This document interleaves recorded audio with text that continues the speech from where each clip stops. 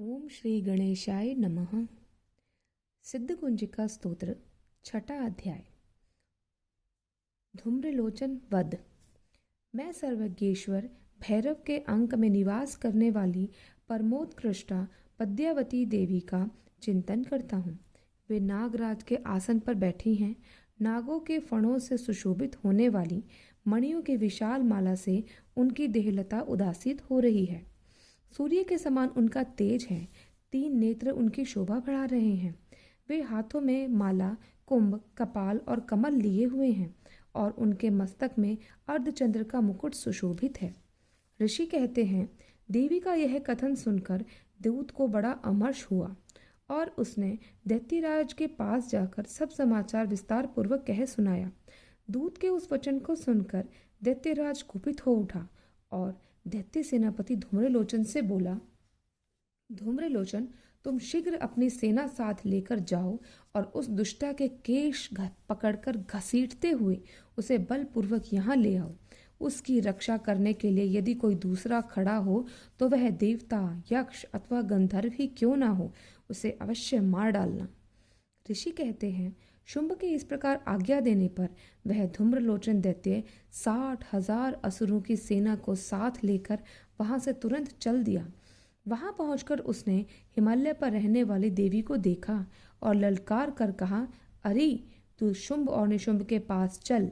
यदि इस समय प्रसन्नता पूर्वक मेरे स्वामी के समीप नहीं चलेगी तो मैं बलपूर्वक झोंटा पकड़कर घसीटते हुए तुझे ले चलूंगा।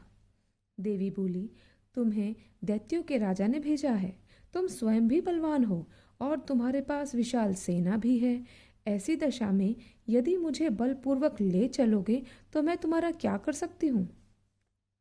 ऋषि कहते हैं, देवी के यों कहने पर असुर धूम्रलोचन उनकी ओर दौड़ा। तब अंबिका ने हुम शब्द के उच्चारण मात्र से उसे भस्म कर दिया। फिर तो क्रोध में भरी हुई दैत्यों की विशाल सेना और अंबिका ने एक दूसरे पर तीखे सायकों, शक्तियों और फरसों की वर्षा आरंभ की। इतने में ही देवी का वाहन सिंह क्रोध में भरकर भयंकर गर्जना करके गर्दन के बालों को हिलाता हुआ असुरों की सेना में कूद पड़ा। उसने कुछ दैत्यों को पंजों की मार से, कितनों को अपने जबड़ों से और कितने ही महादैत्यों को पकड़कर ओठ की दाढ़ों से घायल करके मार डाला। उस सिंह ने अपने नखों से कितनों के पेट फाड़ डाले और थप्पड़ मारकर कितनों के सिंह धड़ से अलग कर दिए। कितनों की भुजाएं और मस्तक काट डाले और अपनी गर्दन के बाल हिलाते हुए उसने दूसरे दैत्यों के पेट फाड़कर उनका रक्त चूस लिया। अत्यंत क्रोध में भरे हुए देवी के वाहन उस महाबली सिंह ने क्षण भर में ही असुरों की सारी सेना का संहार कर डाला। शुंभ ने जब सुना कि देवी ने धूम्रलोचन असुर को मार डाला तथा उसके सिंह ने सारी सेना का सफाया कर डाला, तब उस दैत्यराज को बड़ा क्रोध हुआ। उसने उसका होठ कांपने लगा।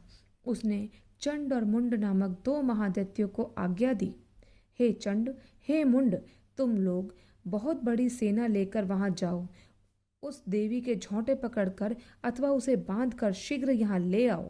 यदि इस प्रकार उसको लाने में संदेह हो तो युद्ध में सब प्रकार के अस्त्र शस्त्रों तथा समस्त आसुरी सेना का प्रयोग करके उसकी हत्या कर डालना। उस दुष्टा की हत्या होने तथा सिंह के भी मारे जाने पर उस अंबिका को बांधकर साथ ले शीघ्र ही लौट आना। इस प्रकार से मार्कंडेय पुराण में सावर्णिक मनमंत्र की कथा के अंतर्गत देवी महात्म्य में धूम्रलोचन वध नामक छठा अध्याय पूरा हुआ। बोलिए जगत जननी माता की जय।